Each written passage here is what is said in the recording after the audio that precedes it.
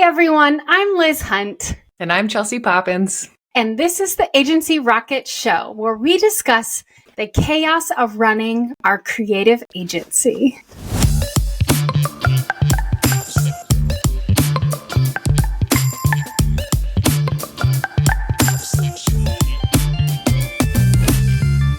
Woo, and welcome back.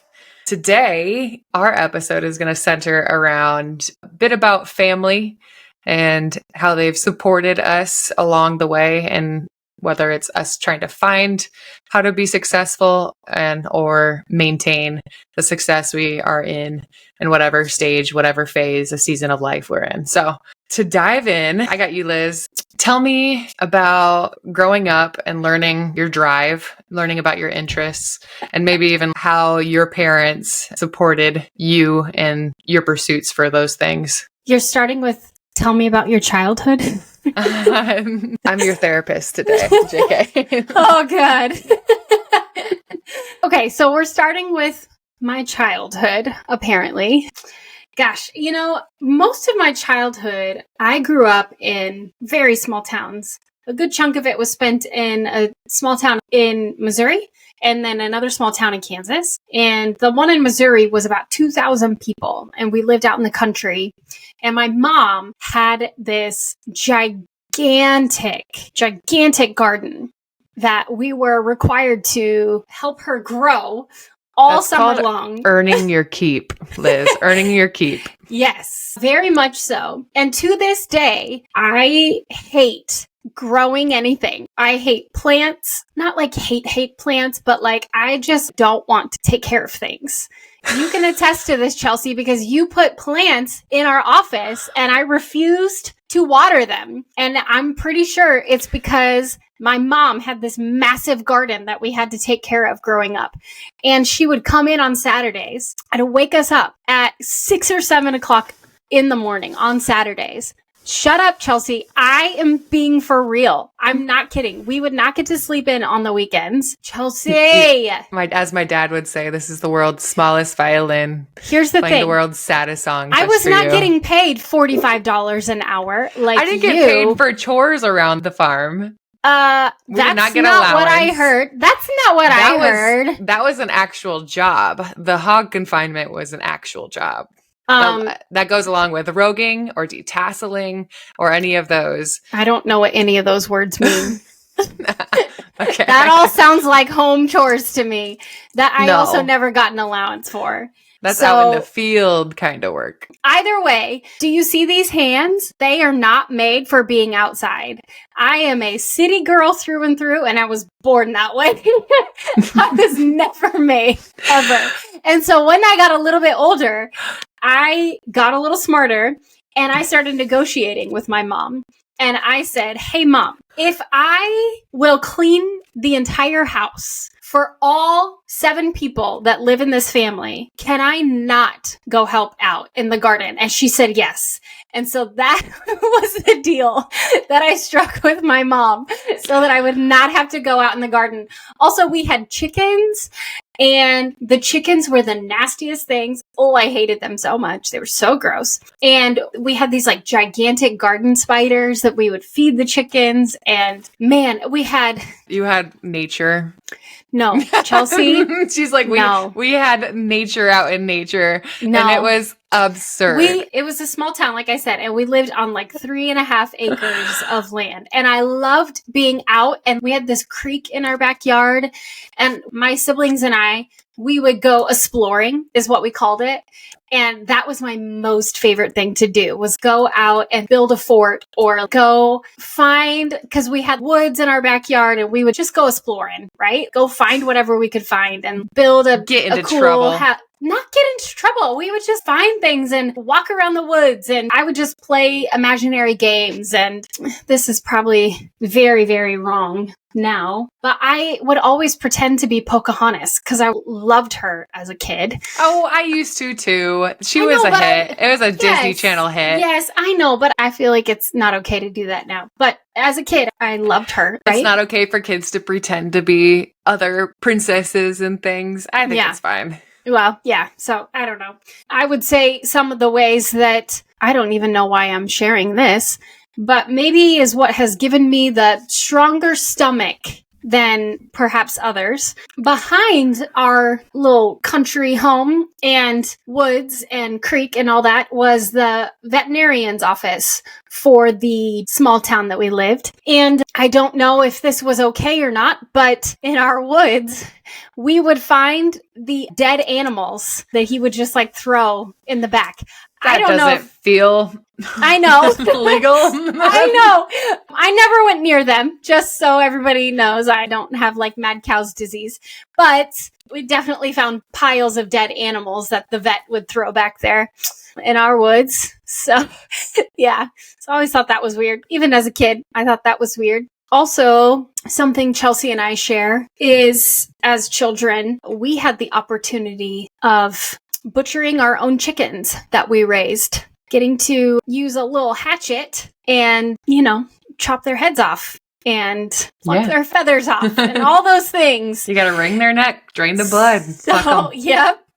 And let me say that running around with a chicken with its head cut off is a very real thing, and they actually do that. So that was my childhood. Farm life is a trauma-filled life. Yes, but also adventure and a lot of creativity and imaginary things. I climbed trees all the time, and I was always outside and making up my own stories and out in the woods all the time. I did hate working in my garden, but I also, because of my mom's garden, know what okra is. And I think not everyone knows what that is. So, just different things like that. And I hate to say things like this because this is what parents say all the time.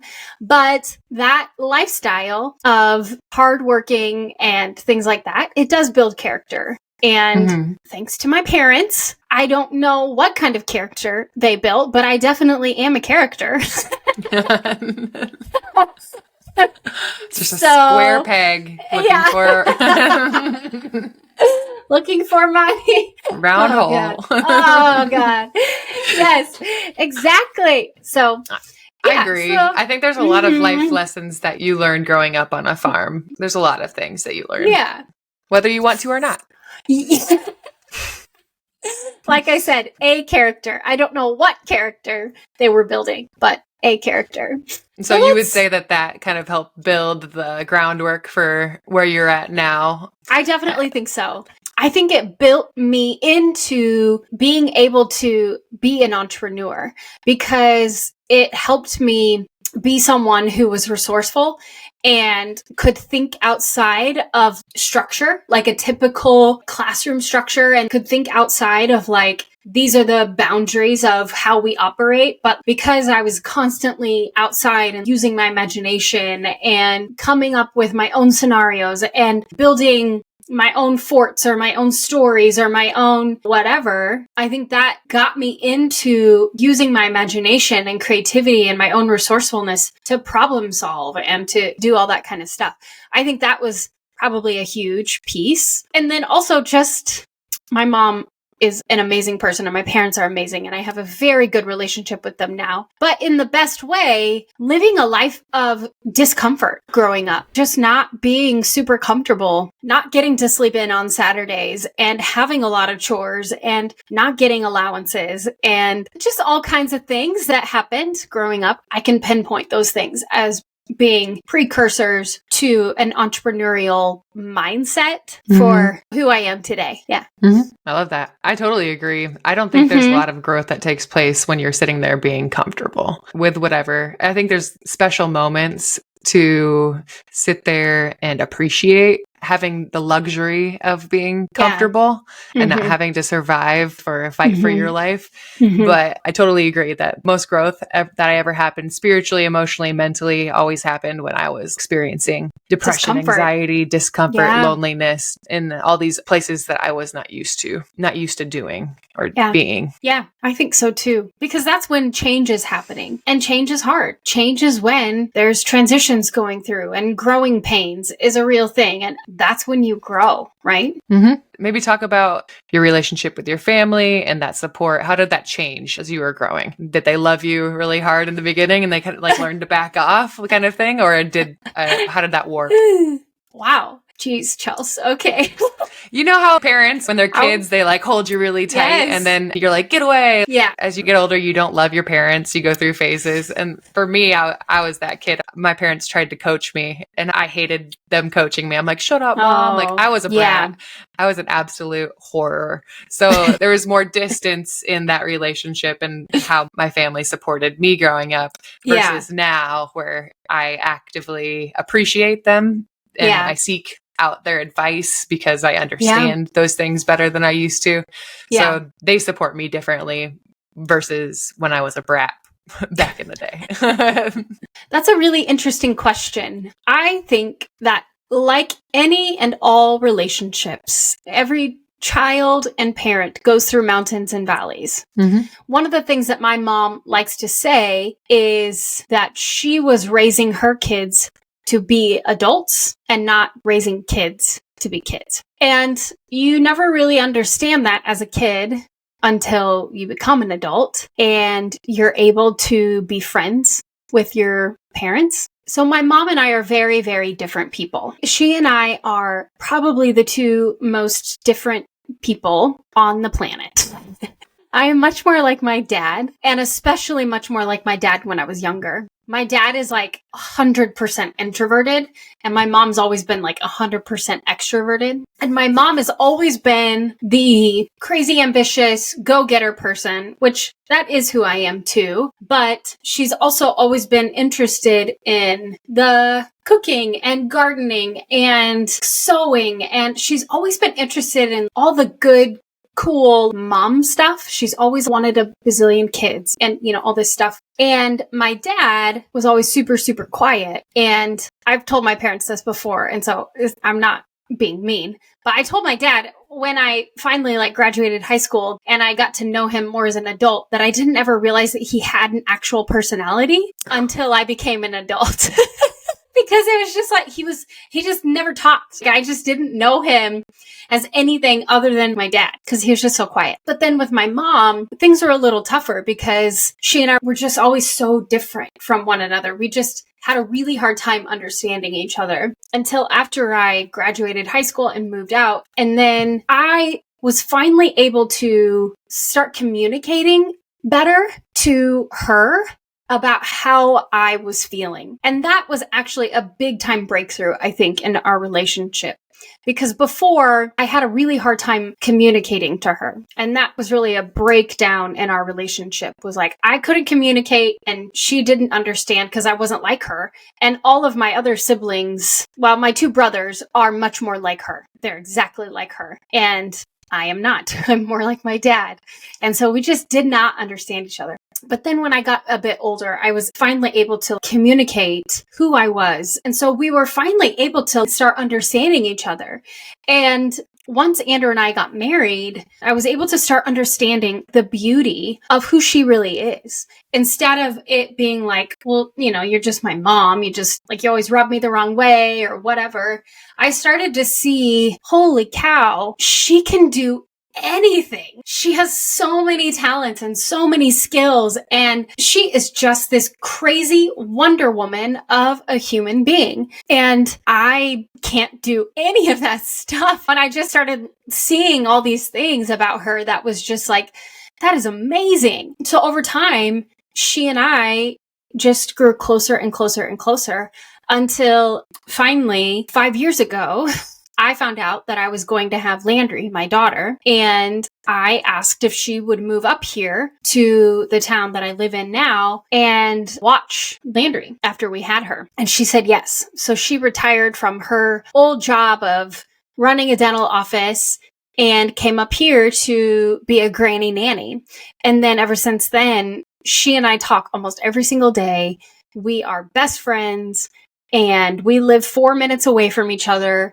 And she is one of the most supportive, encouraging, amazing people that I have in my life now. And it's because we went through the hard stuff. We had difficult conversations. We said we were sorry to each other and we resolved it and we worked through this tough things. And then we kept coming back. Like we kept working through it. We didn't just give up on each other, even when we were like, we are not on the same page. But then she's the one who's taught me how to be who I am in so many ways, even though we're vastly different people. But now it's like a complete 180 in the relationship now because we're not the same, but we're able to communicate with each other. And so we can encourage each other. We can support each other. We love each other's differences. We celebrate each other's differences. And it's just been an amazing turnaround and restoration of the relationship. It's been really, really cool to go from like, Mom, I don't want to get up on Saturday and dig in your garden. I don't want to pick your green beans because I hate it and I hate your garden, to Mom, you are one of the most amazing people and everything about you is astounding to me. And I love having you in my life and having I appreciate your canned goods. Yeah. I appreciate so many things about you. And so that's beautiful. It's a very, very long answer to your super short question. We're at the top of the hour. No, I know. Story time. Here we go. Yeah. But yeah, I love that. I'm reflecting on like my own relationship with my mom. It's very different than yours. I guess in a sense, both of us moved away from family because at 18. Yeah. Yeah, for different reasons. But like for me, I always clashed with my mom a bit more than my dad. Like you, I'm kind of like my dad as far as a little more chill, a little more easygoing with things. Yeah. And my mom is very on, is the best way I can say. And she's go, go, go, go, go. Even with travel, she's like, we're doing this, we were to this, you need to do this before we go to the country. And these are all the things that we could do. There's all these, I appreciate her ability to research the heck out of things. She's the one that has all of the meds on trips and she like brings them all. I got Tums, I got Pepto, I have anti-itch, I have aloe vera, all of these different things. And so like, when I say she's on, it's like full mom mode. And I'm like, you give me anxiety most of the time. But I've learned as an adult to appreciate those things because you're like, I need some Pepto on our vacation. Like all these things. Guess who has it? My mom. Yeah. My mom's got that. She's fully prepared. If I don't have this, I know she will. And it's kind of the same thing. Like I know that we get along better because like you and your mom, we learned to communicate, whereas we were butting heads all the time growing up because the way she loved me, I didn't receive it that way. Yeah. And so even like this, I laughed because our family just had a family vacation and we talked about certain things as far as love languages. Yeah. And my mom's love language is doing things for people or like baking. Like she'll bake all acts the time. Acts of service. Yeah, acts of service, baking, or like, you need me to research this? Oh, you want to go somewhere for your bachelorette party? I can research all of these different places and we can figure out where we want to stay. And tourist.com, it says this. Yeah. And so she'll go so deep into it. And my dad's a quality time guy and not a quality time guy as far as doing things together, but you could sit and you could take a nap with him in the living room and that counts as quality time. Yeah. And so like the bar is just like so different. I don't receive acts of service as well, which I need to learn to do because even Ryan, my fiance, I'll be like, I need words of affirmation and physical touch. And he'll be like, here's lasagna. And I will be like, I will eat that, but I kind of hate you right now. But that's not what I want or need. But it's not. And so like, that type of communication, even with my mom, I'm like, I need you to calm down because you're giving me anxiety right now. Or just be like, I understand I am difficult right now, but that is because I am stressed. I have to vocalize those things because like, I understand I'm being a brat right now and it's because of this. Or maybe it's like, I don't know why I'm feeling this way, but I need you to do this. So we don't bump heads. Yeah. And I love my mom and dad, but just like you said, very different people. I laugh because sometimes my dad, he pokes the bear. He's like, you and your mom are so much alike. And I do think there are things that I've Sure. learned, like, my mom will talk with anybody on a Mhm. vacation. She will go, she'll go up to a stranger and just ask them where they're from, find out their Oh, grandkids, find out their favorite color, all of the irrelevant wow. things. I appreciate from her that I picked up the ability to talk to anybody wherever Yeah. I am. Yeah. And so, like, do appreciate the things that I got from her, but I also appreciate the calmness and the chillness that I got from my dad. Yeah, I was gonna say Those you've things. you've seemed like a balance of the two, if Yeah. anything. Well, Which as I've grown, I've become much more of a balance. I think when I was younger, I was much more like my dad. And then as I've grown in my leadership capacity and just kind of the role that I'm in now, I've had to, I think, just become more like my mom, who is more of that executive personality. It sounds like it's kind of the same for you too. It's really interesting. Do you think kids just come out of the womb like bottle rockets on one side of the personality spectrum or the other, and they have to find their balance as an adult? That's what it seems like with us. We're like these people growing up, and now we're actually level-headed adults, humans.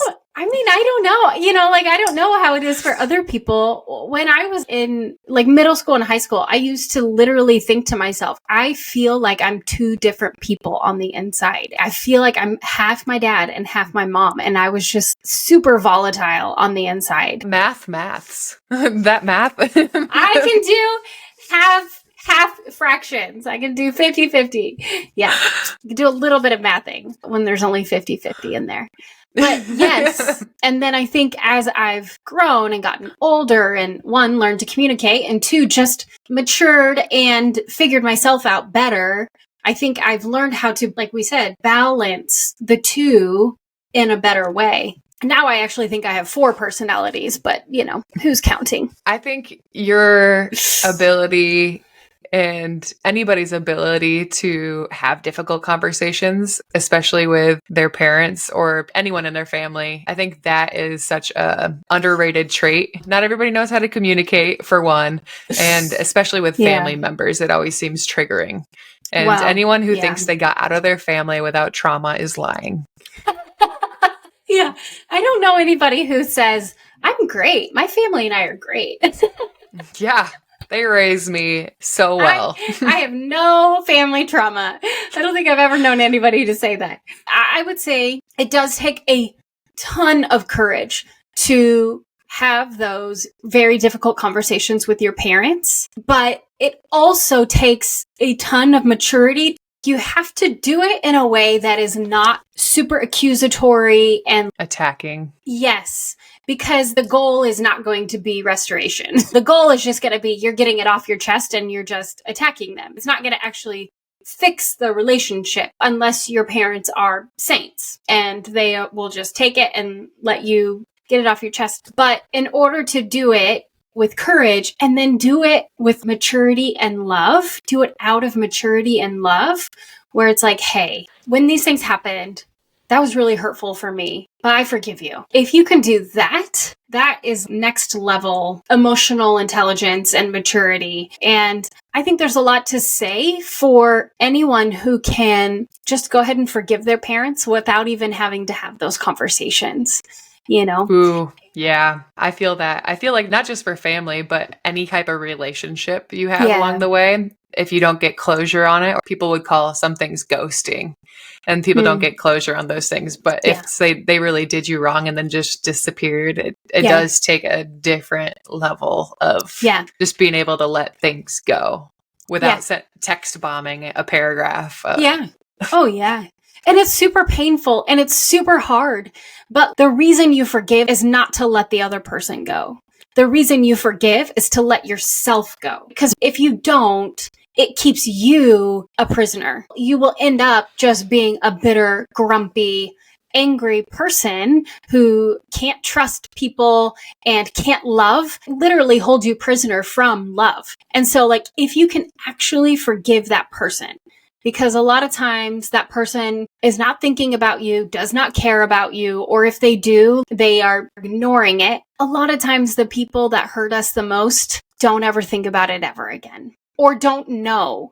They don't know that they hurt us the most. They don't know or they don't care. And so a lot of times that hurt And that unforgiveness that we're holding on to is only keeping us prisoner from having love in our future. That's something that I try to practice regularly because I don't want to be a bitter, grumpy person who keeps myself prisoner from getting love in the future and from other people and opportunities. That's really hard. And you have to do it with your parents. Well, I mean, you don't have to, but that's what I chose to do. And I think that that is why I'm able now to have such an amazing relationship with them. Because of course, no parent does anything perfect. None. Nobody. I have a 5-year-old daughter now, and I'm absolutely certain that I'm not doing everything perfect. That's all right. Yeah. I feel like that goes back to the discomfort and growth. If we didn't have these traumas or these difficult times in our lives, we would not be the people that we are today. We would not be as successful or as driven or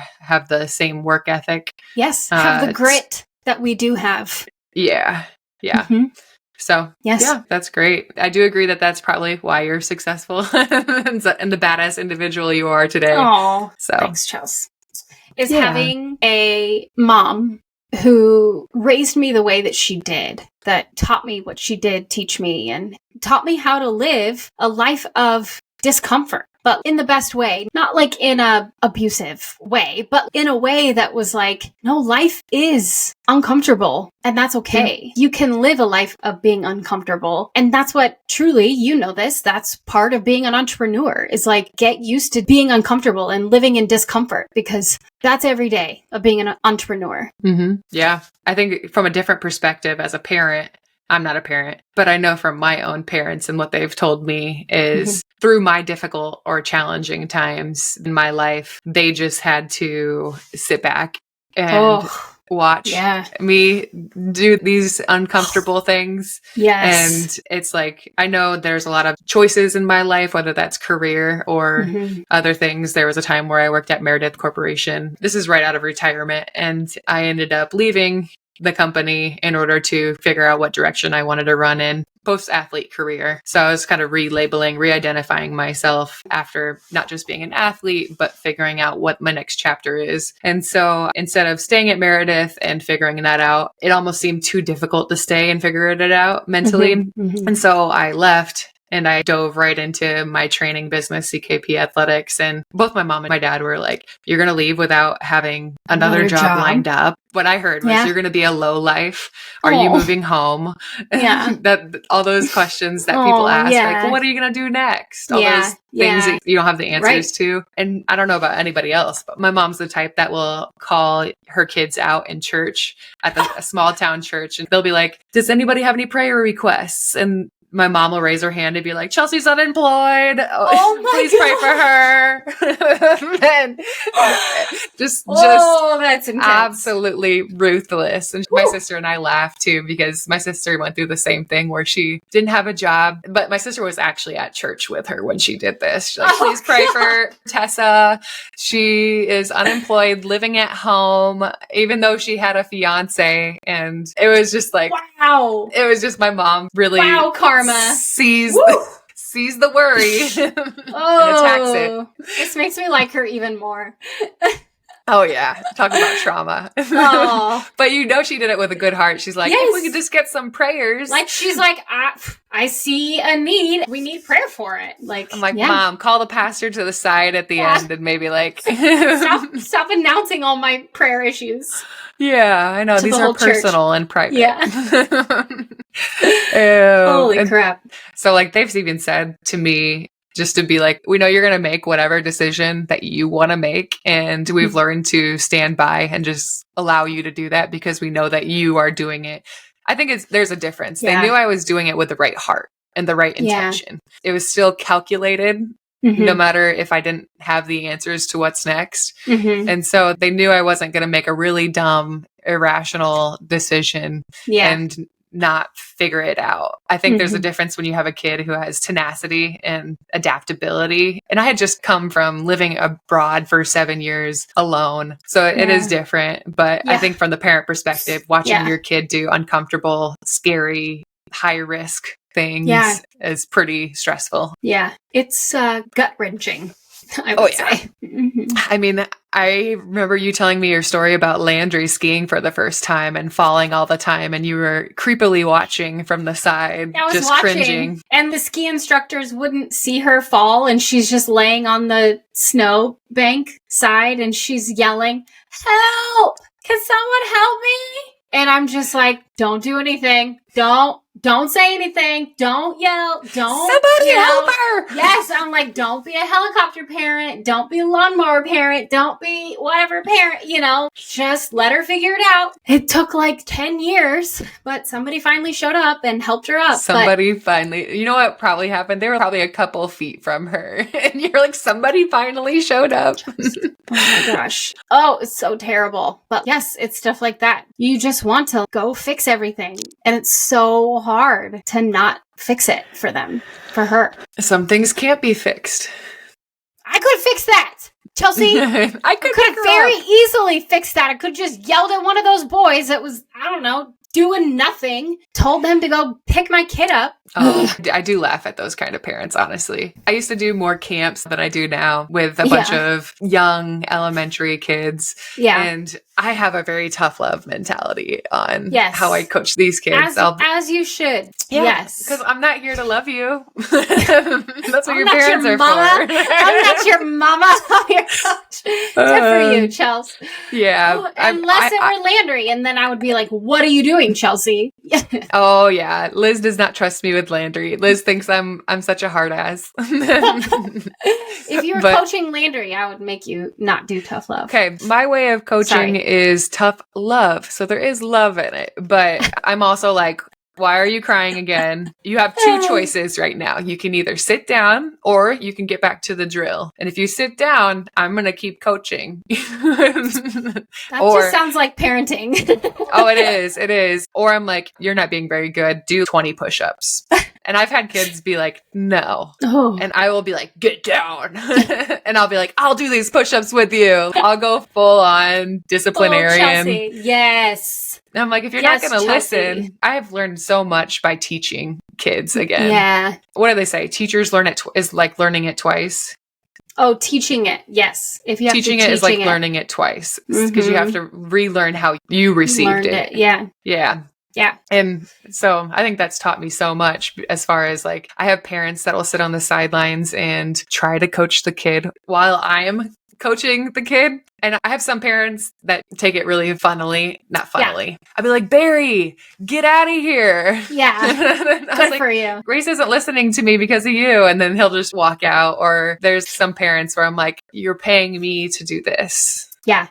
I was like, stop please. Undercutting me. Yeah. You know how like there's drills with the cones? Like you can do a line of cones and the kids have to learn how to dribble through it. And parents automatically expect the kid to do it exactly right. They're like, get your eyes up. I'm like, right now we're focusing on footwork. I had one parent actually come on the court, go to the end of the cones, the line of cones, and coach the kid next to me. And I had to be like, I'm going to have to ask you to please get off of the court. You're like, am I paying you? Are you my assistant coach today? Do you need me here? What? And then respectfully, please leave. I just want to ask, were they all dudes? Yes. Okay. Yes. No further questions. The mom, that's a good question. Great question, Liz. No further questions. Oh, yeah. I mean, honestly, I've had to learn how to talk to adults, too, in that same way. Because I'm teaching the kids. I'm like, we're going to do this. And we're focusing on footwork first because everything starts at the feet. Yeah. And I have to go to the parents to be like, well, aren't they supposed to be having like their eyes up? I'm like, yes, but there's phases of this. I have to talk to them like they have to relearn it too, because I'm like, well, we're going to start focusing on their footwork because they're third graders. Yeah. They can't focus on offense and defense. They're not going to the WNBA this year, people. So just working on footwork here. They're not going to be a Caitlin Clark right out of the gate. No. So I don't know. I think the theme of this podcast is communication. I thought it was being a mom. I thought it was trauma at first, but trauma with your mom so you communicate to overcome. Yeah. There we go. Mama trauma. Mama trauma. Oh, yay. Communication to me is an underlearned and undervalued trait in relationships, in friendships. As an adult, you only have 24 hours in the day and your life gets busy, and you have some friends that will just automatically be like, you don't reach out to me, or you don't talk to me. You don't have time for me. You didn't reply to my text. The only person that says that to me is Andrew. It's me. I say it to you all the time. I'd be like, then you I didn't don't slack me back. No, I'm kidding. Do I not slack you back? You didn't answer me, so I called you 5 times. Yeah, but then I answer the phone. I'm just messing with you. Oh, I thought these were real scenarios. These are real. I've had one person specifically get really upset with me because they wanted to hang out, but I was gone the weekend they wanted to hang out. And then the next time that they wanted to hang out, I was actually gone too. And so then I saw them out in a bar, which probably is telling of the story. They had a few drinks and then they went off on me. Oh. They were just like, I tried to be your friend, but you didn't want to be my friend. And I'm like, we have lives. Wow. I was like, I was unemployed. I didn't have a job. Friendship was not my priority. Yeah. I just don't make friends with those kinds of people. I didn't. Yeah. I clearly didn't. Yeah. So just like if you're that insecure, we should not be friends because you're not going to be happy being my friend. I promise. Oh, absolutely. Absolutely. You will not enjoy being my friend if you're that insecure.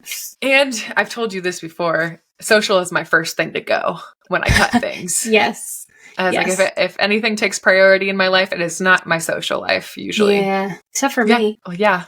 Because you're very integrated into my day-to-day life. I pay you to hang out with me. This is perfect.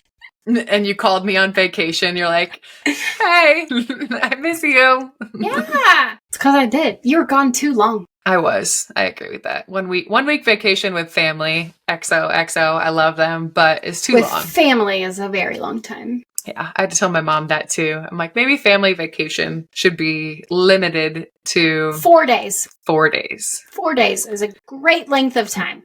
3 to 4 days. Well, this episode was enlightening and slightly traumatizing. Dug into my childhood more than I expected.